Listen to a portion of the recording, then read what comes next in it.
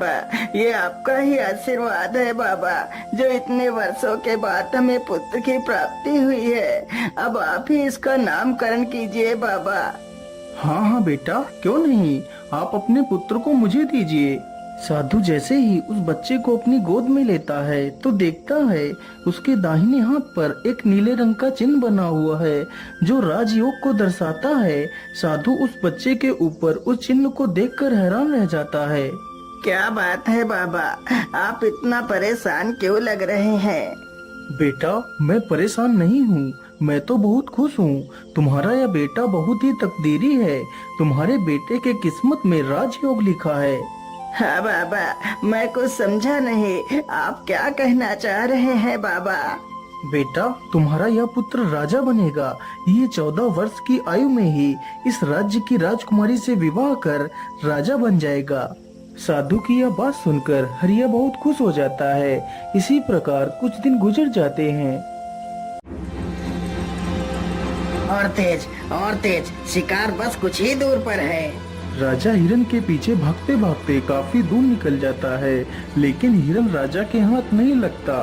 ओहो, सत्यानाश हो तेरा, भागते भागते इतनी दूर निकल आया, लेकिन हिरन तो हाथ लगा ही नहीं, और प्यास भी इतनी जोर की लगी है। आसपास तो कोई नदी और तालाब भी नहीं है। मुझे लगता है इस ओर कोई गांव नजदीक ही पड़ेगा। चलो इस ओर ही चलता हूँ।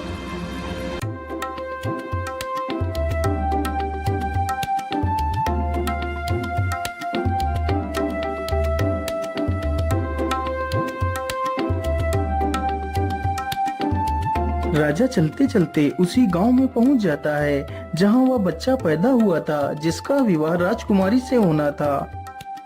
अरे बाबा, सुनिए जरा, मुझे बहुत जोर की प्यास लगी है। कृपा कर आप मुझे थोड़ा सा पानी पिला दीजिए। हाँ हाँ बेटा, क्यों नहीं, तुम यहीं रुको, मैं अभी तुम्हारे लिए पानी लेकर आता हूँ। वह बूढ़ा व्यक्ति अंदर जाता है और राजा को पानी का घड़ा लाकर दे देता है। फिर वह राजा पानी पी लेता है। अरे बाबा, ये इतने सारे लोग इकट्ठे होकर कहाँ जा रहे हैं? अरे बेटा, ये सारे लोग हरिया के घर जा रहे हैं। उसके घर एक बहुत ही तकदीरी पुत्र पैदा हुआ है। उसकी भविष्यवाणी साधु बाबा ने की है। लेकिन बाबा, उस साधु ने ऐसी क्या भविष्यवाणी की है जो ये सारे लोग उसके पुत्र को देखने के लिए जा रहे हैं? बेटा, साधु बाबा ने बताया था कि जब हरिया का बेटा 14 वर्ष का हो जाएगा तो उसका विवाह इस राज्य के राजा की पुत्री के साथ होगा और उसका पुत्र इस राज्य का राजा बनेगा। उस बूढ़े व्यक्ति की यह बात सुनकर राजा को बहुत गुस्सा आया कि आखिर एक किसान का बेटा उसकी पुत्री से विवाह कैसे कर सकता है। अरे नहीं नहीं, मैं ऐसा किसी भी हालत में नहीं होने दे सकता। मुझे कुछ ना कुछ तो करना ही होगा।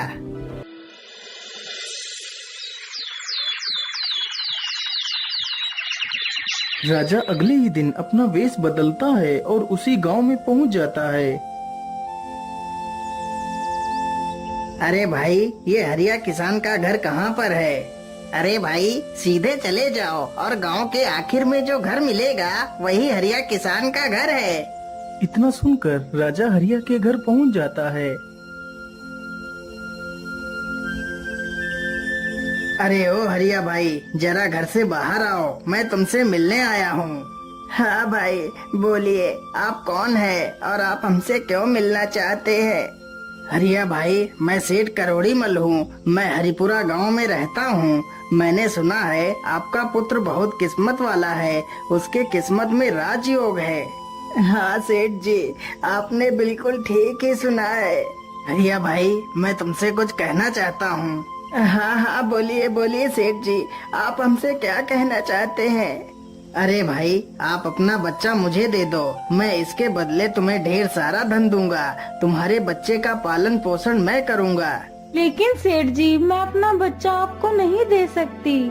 अरे हरिया भाई, जरा सोच लो, मैं इसे यहाँ लेने आया हूँ। इसमें ईश्वर की ही मर्जी है कि आपके बच्चे का पालन पोषण एक अच्छी जगह पर हो। तुम सोचो, तुम एक मामूली से किसान हो, तुम इसका पालन पोषण ठीक ढंग से नहीं कर सकते। हाँ हाँ भाग्यवान, सेठ जी एकदम ठीक कहते हैं। हम इस बच्चे का पालन पोषण नहीं कर सकते। हो सकता है इसमें ईश्वर की ही मर्जी हो कि इसका पालन पोषण एक अच्छी जगह हो। ठीक है सेठ जी, मैं अपना बच्चा आपको दे दूंगी, लेकिन जब मेरा बच्चा 14 वर्ष का हो जाएगा तो तुम मेरे बच्चे को वापस कर देना। हाँ हाँ ठीक है, 14 वर्ष के बाद मैं तुम्हारा बच्चा तुम्हें वापस कर दूंगा। इतना तय कर वह राजा बच्चे को ले लेता है और वहाँ से चला जाता है।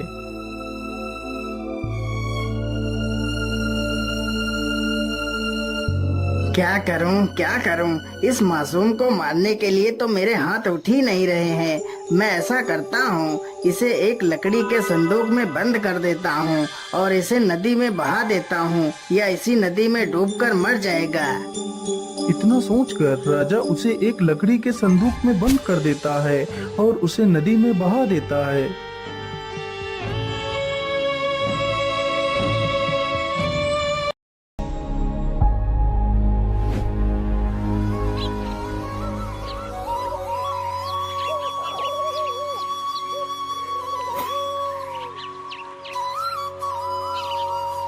ओम सूर्य देवाय नमः। ओम सूर्य देवाय नमः। सेठ हीरालाल सूर्य को जल अर्पित कर रहा था, तभी वह संदूक बहता हुआ उसके पैरों के पास आ जाता है। अरे ये संदूक कैसा है? आखिर इस संदूक में क्या है? चलो इसे बाहर निकाल कर देखता हूँ।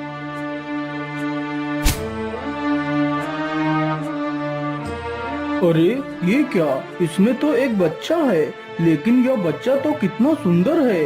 हे प्रभु, लगता है आपने मेरी सुन ली। मेरी पत्नी कब से पुत्र की कामना कर रही थी और आज आपने उसे भी पूरा कर दिया। सेठ जल्दी से उस बच्चे को उठाकर अपने घर ले जाता है और अपनी पत्नी को सारी कहानी सुनाता है। हे प्रभु, आपका बहुत बहुत धन्यवाद जो आपने मेरी इस इच्छा को भी पूरा कर दिया। इसी प्रकार धीरे धीरे 14 वर्ष गुजर जाते हैं। सेठ ने उस लड़के का नाम सूरज रखा। सूरज अब पूरे 14 वर्ष का हो चुका था। वाह सूरज वाह, तुम तो कितने बुद्धिमान हो। सूरज की प्रशंसा गुरुजी कर रहे थे, तभी वहाँ से वही राजा गुजरता है जो किसी दूसरे राज्य में किसी जरूरी कार्य के लिए जा रहा था। अरे इतना सुंदर युवक मैंने आज तक नहीं देखा। आखिर यह किसका पुत्र है? वाह वाह, तुम तो वाकई में कितने बुद्धिमान हो। लेकिन तुम किसके पुत्र हो बेटा? मैं सेठ हीरालाल का पुत्र हूँ। अच्छा अच्छा, ठीक है बेटा, जाओ जाओ, तुम अपना काम करो। इतना पूछकर राजा सेठ हरिदयाल के घर जाता है।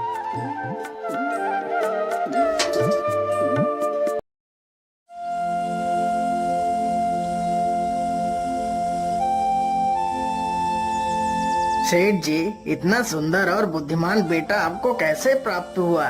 महाराज, वह मेरा बेटा नहीं है। मैंने तो सिर्फ उसका पालन पोषण किया है। इसके आधार पर वह मेरा बेटा ही हुआ। लेकिन सेठ जी, यह लड़का आपको कहाँ से मिला? फिर सेठ राजा को सारी कहानी सुनाता है। ओहो, इसका मतलब यह वही लड़का है जिसे मैंने 14 वर्ष पहले एक नदी में बहा दिया था। राजा और सेठ आपस में बात कर ही रहे होते हैं कि तब तक वहाँ पर सूरज आ जाता है। सेठ जी, यदि आप बुरा ना माने तो मैं एक पत्र लिखकर अपनी महारानी को कुछ संदेश भेजना चाहता हूँ। यदि आपका बेटा सूरज उस पत्र को महारानी तक पहुँचा दे तो मैं आपको 100 सोने की मोहरें दूंगा। हाँ हाँ महाराज, क्यों नहीं, मैं आपका संदेश लेकर जरूर जाऊंगा। राजा ने चुपचाप एक संदेश लिखा और उस पर अपनी मोहर लगा दी। फिर सूरज को पकड़ा दिया। सूरज उस पत्र को लेकर वहाँ से निकल पड़ता है।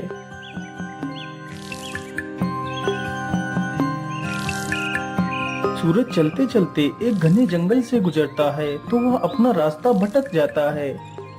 अरे ये क्या, मैं चलते चलते इतना थक गया हूँ, लेकिन यह जंगल तो खत्म होने का नाम ही नहीं ले रहा है। कहीं मैं रास्ता तो नहीं भटक गया? अब तो जल्दी ही शाम भी होने वाली है। क्या करूँ, किधर जाऊँ? फिर सूरज आगे बढ़ता है। उसे चलते चलते जंगल में रात हो जाती है।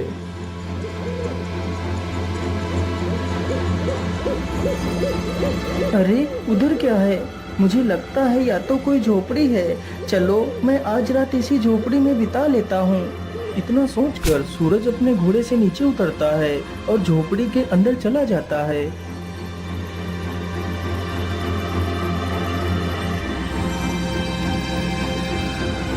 अरे अरे, कौन हो तुम और तुम अंदर कहाँ घुसते चले आ रहे हो?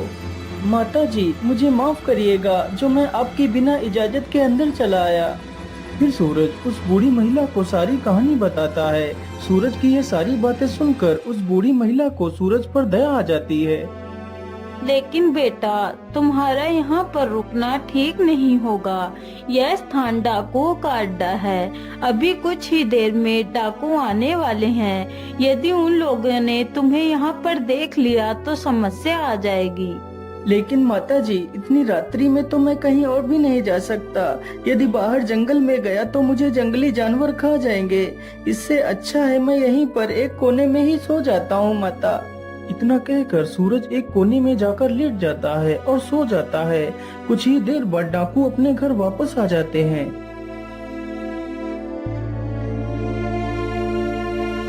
अरे यह कौन है जो इतना निडर होकर हमारे घर में सो रहा है? सरदार, यह सूरज है। बड़ा ही नेक दिल बच्चा है। फिर वह बूढ़ी महिला सारी कहानी उन डाकुओं को सुनाती है। उस डाकू ने जब यह बात सुनी तो उसे राजा की करतूतों पर संदेह हुआ। आखिर ऐसा क्या लिखा है इस संदेश में राजा ने? मुझे इस संदेश को खोलकर देखना ही होगा। वह डाकू जल्दी से उस संदेश को खोलकर देखता है। ये लड़का जैसे ही यह पत्र लेकर तुम्हारे पास पहुँचे तो इसे मरवा कर वहीं दूर कहीं दफना देना। ये कार्य मेरे आने से पहले हो जाना चाहिए। अरे राम राम राम, यह राजा तो कितना दुष्ट है। जिसके द्वारा चिट्ठी भिजवा रहा है उसी को मरवाने का आदेश भी दे रहा है। अरे नहीं नहीं, मुझे तो कुछ करना ही होगा। मुझे इस मासूम को बचाना ही होगा। इतना कहकर वह डाकू एक दूसरी चिट्ठी लिखकर उसकी चिट्ठी से बदल देता है। सुबह होने से पहले वह सारे डाकू वहां से चले जाते हैं।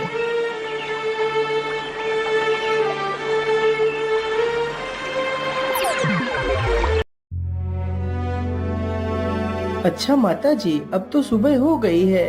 अब मैं चलता हूँ। यहाँ पर आश्रय देने के लिए आपका बहुत बहुत धन्यवाद। इतना कहकर सूरज वहाँ से निकल पड़ता है। सूरज कुछ ही देर में राजमहल में पहुँच जाता है और चिट्ठी महारानी को दे देता है। महारानी तुरंत ही उस चिट्ठी को पढ़ती है। यह लड़का बहुत ही ईमानदार और नेक दिल है। यह हमारी राजकुमारी के लायक है। इसलिए मैं चाहता हूँ हमारी राजकुमारी का विवाह इसी के साथ हो। इसलिए तुम हमारी पुत्री का विवाह इसी के साथ कर दो। यह विवाह मेरे वापस आने से पहले हो जाना चाहिए। आखिर महाराज ऐसे कैसे किसी के साथ हमारी राजकुमारी का विवाह कर सकती हैं? लेकिन इस चिट्ठी पर तो महाराज की मोहर भी लगी है। इसका मतलब यह युवक सत्य कह रहा है। इतना सोचकर महारानी ने अपनी पुत्री का विवाह सूरज के साथ कर दिया। कुछ दिनों बाद जब राजा वापस लौट कर आया तो उसे पता चला कि उसकी पुत्री का विवाह उसी युवक के साथ हो गया है। यह सुनकर राजा गुस्से से आग बबूला हो गया। नहीं नहीं महारानी जी, ये तुमने क्या कर दिया? तुम जल्दी से जाओ और मुझे वह पत्र दिखाओ जो मैंने तुम्हें भेजा था। महारानी जल्दी से राजा को वह पत्र दिखाती है तो राजा पत्र में कुछ और ही लिखा पाता है। अरे सैनिकों, जल्दी से जाओ और सूरज को हमारे सामने पेश करो। सैनिक तुरंत जाते हैं और सूरज को लेकर आ जाते हैं। अरे युवक, तुमने छल करके मेरी पुत्री से विवाह तो कर लिया, लेकिन मैं तुम्हें अपना दामाद स्वीकार नहीं करता। लेकिन महाराज, मैंने तो आपके साथ कोई छल नहीं किया है। अरे मूर्ख, तू मेरे साथ भी छल करना चाहता है, लेकिन मैं तुझे अपना दामाद स्वीकार नहीं करता। हाँ, मैं तुझे एक शर्त पर ही अपना दामाद स्वीकार कर सकता हूँ। बोलिए महाराज, आपकी क्या शर्त है? अरे युवक, यदि तुम मुझे शैतान के 2 सोने के बाल लाकर दे दो तो मैं तुम्हें अपना दामाद स्वीकार कर तुम्हें अपना सारा राज्य सौंप दूंगा। यदि बाल लेकर नहीं आए तो मैं तुम्हें फांसी पर चढ़ा दूंगा। ठीक है महाराज, मैं अपनी पूरी कोशिश करूंगा। इतना कहकर सूरज एक घोड़े पर सवार होकर वहां से निकल पड़ता है।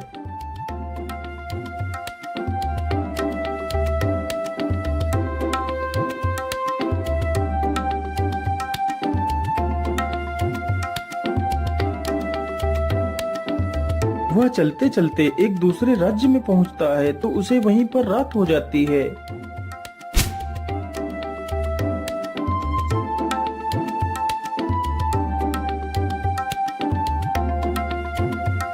अरे सैनिक भाई, मैं एक परदेशी हूँ और आज रात मैं आपके यहाँ रुकना चाहता हूँ। सैनिक तुरंत ही सूरज को राजा के पास ले जाते हैं। लेकिन बेटा, तुम शैतान के बाल लेने के लिए तो निकल पड़े। क्या तुम्हें पता भी है वह शैतान कहाँ रहता है? महाराज, मैं सब कुछ जानता हूँ। अच्छा, यदि तुम सब कुछ जानते हो तो क्या तुम यह भी जानते हो कि हमारे राज्य का सबसे बड़ा कुआं सूख क्यों गया, जबकि उसमें सबसे मीठा पानी निकलता था? हाँ महाराज, मैं यह भी जानता हूँ कि आपका मीठे पानी का कुआं क्यों सूख गया है। तो फिर मुझे जल्दी से बताओ, वह कुआं क्यों सूख गया है? यदि तुमने मुझे उसके सूखने का कारण बता दिया तो मैं तुम्हें सोने चांदी से तौल दूंगा। लेकिन महाराज, मैं इसका जवाब आपको अभी नहीं दे सकता। मैं इसका जवाब वापस आकर दूंगा।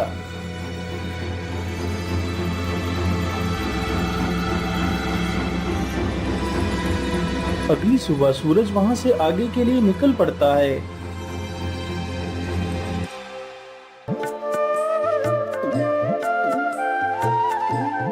वह चलते चलते एक बड़ी सी नदी के पास पहुंचता है।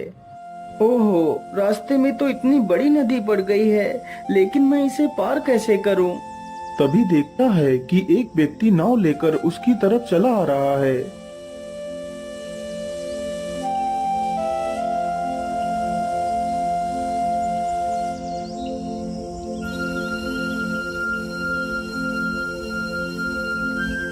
अरे भाई, कृपा कर आप मुझे नदी के उस पार छोड़ दीजिए। हाँ हाँ, क्यों नहीं, मैं आपको नदी के उस पार छोड़ दूंगा, लेकिन उससे पहले तुम्हें मेरे एक सवाल का जवाब देना होगा। ठीक है भैया, पूछिए, तुम क्या पूछना चाहते हो? मेरा सवाल ये है कि मुझे इस काम से स्वतंत्रता कब मिलेगी? अरे भाई, मैं तुम्हें वचन देता हूँ कि तुम्हारे इस सवाल का जवाब मैं जरूर दूंगा, लेकिन अभी नहीं। तुम्हें मेरे वापस आने तक इंतजार करना होगा। इतना सुनकर वह नाविक सूरज को नाव पर बिठा लेता है और उसे नदी पार करा देता है। वह जल्दी से नाव से नीचे उतरता है और वहाँ से चला जाता है।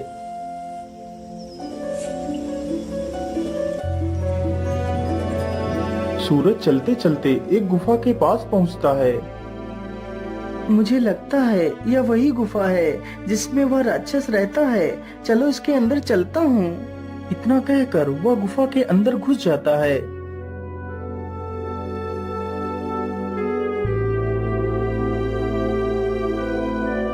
अरे, कौन हो तुम और तुम इस गुफा में क्या लेने आए हो? माता जी, मेरा नाम सूरज है। मैं बहुत परेशानी में हूँ, मेरी सहायता कीजिए माता। फिर वह अपनी सारी कहानी उस राक्षसनी से बताता है। वह राक्षसनी उस शैतान की माँ थी जिसके 2 सोने के बाल सूरज लेने के लिए उस गुफा में गया था। माता जी, यदि मैं 2 सोने के बाल लेकर नहीं गया तो राजा मुझे सूली पर चढ़ा देगा। उसकी ये सारी बातें सुनकर उस राक्षसी को उस पर दया आ जाती है। ठीक है बेटा, मैं तुम्हें उस शैतान के 2 बाल दे दूंगी। माता जी, यदि आप बुरा ना माने तो मैं आपसे 2 सवालों के जवाब जानना चाहता हूँ। ठीक है बेटा, पूछो, तुम मुझसे क्या पूछना चाहते हो? फिर सूरज वही दोनों सवाल पूछता है कि वह कुआं क्यों सूखा और उस नाविक को स्वतंत्रता कब मिलेगी। बेटा, इन सवालों के जवाब तो मैं भी नहीं दे सकती। इनके जवाब तुम्हें मेरा बेटा ही दे सकता है।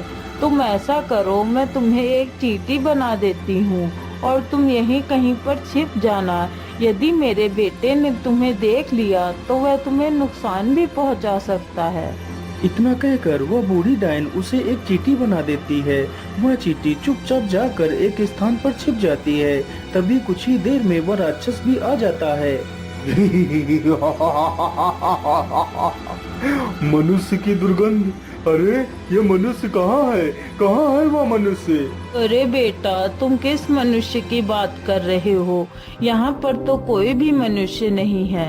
लेकिन माँ, मुझे तो यहाँ पर बहुत जोर जोर से किसी मनुष्य की दुर्गंध आ रही है। अरे बेटा, यहाँ पर कोई भी नहीं है। तुम मेरा विश्वास क्यों नहीं कर रहे हो? अच्छा ठीक है माँ, मैं आज बहुत थक गया हूँ, अब तो मैं सोने के लिए जा रहा हूँ। हाँ हाँ बेटा, थक तो आज मैं भी बहुत गई हूँ। चलो मैं भी थोड़ा सा सो लेती। इतना कहकर दोनों आराम करने लगते हैं। कुछ ही देर में राक्षस गहरी नींद में सो जाता है। मुझे लगता है अब ये गहरी नींद में सो गया है। अब यही अच्छा मौका है बाल उखाड़ने का। वह डायन जल्दी से शैतान का एक बाल उखाड़ लेती है। अरे माँ, ये तू क्या कर रही है? तू मेरे बाल क्यों उखाड़ रही है? अरे बेटा, मैं बहुत डर गई थी। मैंने बड़ा ही बुरा सपना देख लिया था। ओहो माँ, तूने ऐसा क्या सपना देख लिया जो तू इतना डर गई है?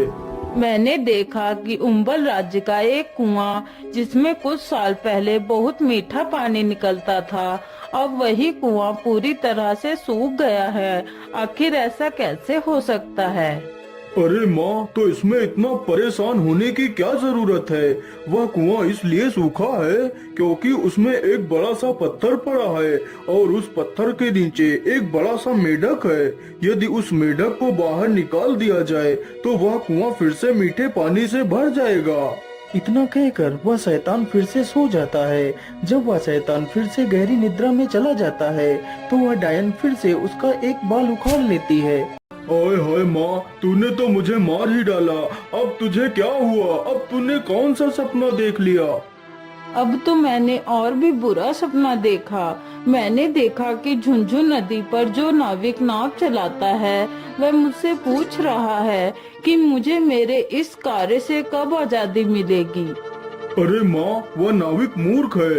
यदि वह अपना चप्पू किसी दूसरे आदमी के हाथ में थमा दे तो उसे इस कार्य से छुटकारा मिल जाएगा। लेकिन माँ, अब तू कोई दूसरा सपना मत देखना। इतना कहकर वह राक्षस फिर से सो जाता है। फिर वह डायन सूरज को वापस इंसान बना देती है। बेटा, ये लो वो सोने के बाल और तुम जल्दी से यहाँ से भाग जाओ। सूरज डायन का धन्यवाद करता है और वहाँ से चला जाता है। फिर वह उसी नाविक के पास पहुँचता है तो नाविक उसे नदी पार करा देता है।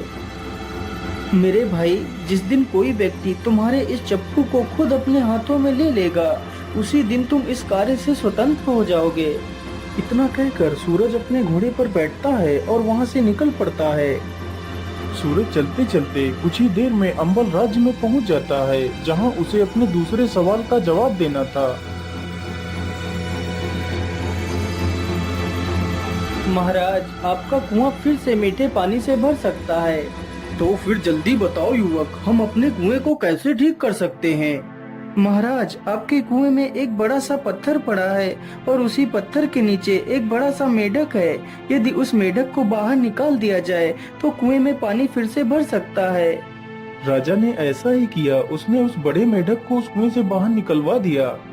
वाह सूरज वाह, तुम तो बहुत बुद्धिमान हो। मैं तुमसे बहुत प्रसन्न हुआ। आज यह कुआं फिर से मीठे पानी से भर गया, इसलिए मैं तुम्हें 1 कुंटल सोना इनाम में देता हूँ। फिर वह उस सोने को अपने घोड़े पर लादता है और राजमहल की तरफ निकल पड़ता है। वह जल्दी ही राजमहल पहुँच जाता है।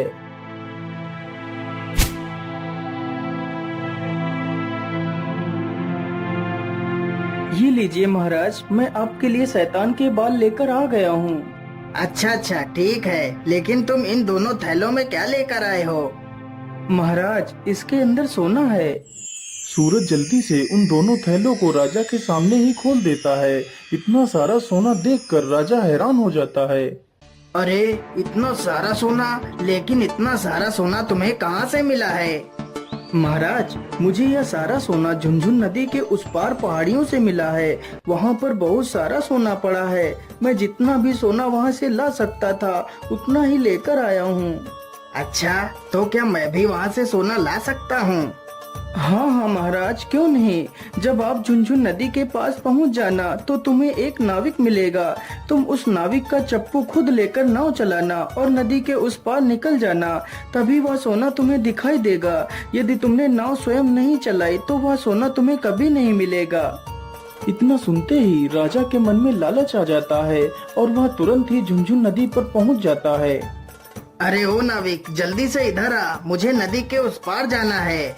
इतना सुनते ही नाविक जल्दी से नाव को नदी के किनारे पर लाता है। राजा तुरंत ही उसका चप्पू खुद उठाकर नाव चलाने लगता है। तभी वह नाविक उस नाव पर से गायब हो जाता है और राजा उसी नाव का नाविक बनकर रह जाता है। उधर सूरज ही उस राज्य का राजा बन जाता है। अरे हरिया भाई, अपना बेटा मिल गया। हमारे राज्य का राजा 14 वर्ष का लड़का बना है और उसका विवाह राजकुमारी से हुआ है। इसका मतलब वही तुम्हारा पुत्र है। इतना सुनते ही हरिया और उसकी पत्नी राजमहल पहुंच जाते हैं और अपनी सारी कहानी सूरज से बता देते हैं। हाँ हाँ सूरज बेटा, यही तुम्हारे असली माता पिता हैं। तू मुझे नदी में एक लकड़ी के संदूक में मिला था। इतना सुनकर सूरज अपने माता पिता को अपने गले से लगा लेता है और उस राज्य में ही राज करने लगता है।